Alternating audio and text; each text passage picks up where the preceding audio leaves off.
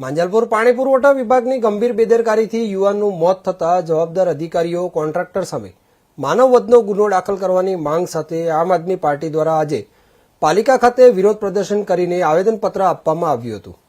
વડોદરા માંજલપુરમાં પાણી પુરવઠામાં એક યુવાનનું દુઃખદ મોત થયું હતું। પાણી પુરવઠા વિભાગની ગંભીર બેદરકારીને કારણે એક યુવાનનું દુઃખદ મોત થયું હતું। નિવૃત્ત ડીવાયએસપીના પુત્ર વિપુલસિંહ ઝાલા ખુલ્લી ગટરમાં પડી જતા મૃત્યુ પામ્યા હતા। આ ઘટનામાં જવાબદાર અધિકારીઓ અને કોન્ટ્રાક્ટર સામે માનવવધનો ગુનો દાખલ કરવાની માંગ સાથે આજરોજ આમ આદમી પાર્ટી દ્વારા પાલિકા કચેરી ખાતે ભારે વિરોધ પ્રદર્શન કરવામાં આવ્યું હતું।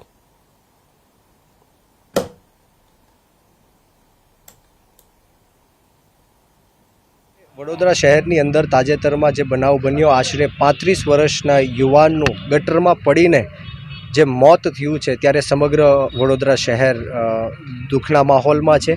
આજે આમ આદમી પાર્ટી વિરેનભાઈ રામી અને અશોકભાઈ ઓઝાના નેતૃત્વમાં વડોદરા શહેર મ્યુનિસિપલ કમિશનરને મળવા માટે પહોંચ્યા હતા, પરંતુ કદાચ એ જતા રહ્યા, ગાંધીનગર જતા રહ્યા અમને જોઈને ડરીને।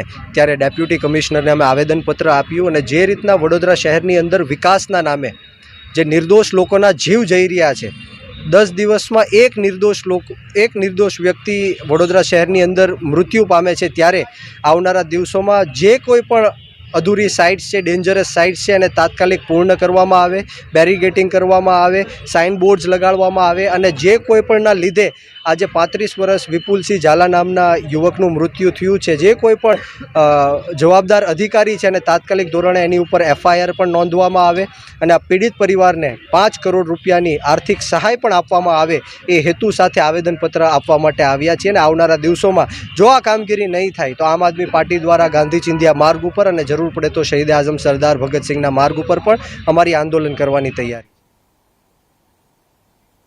સમાચારમાં આગળ વાત કરીએ ભરૂચની, તો દેશને આઝાદી અપાવવામાં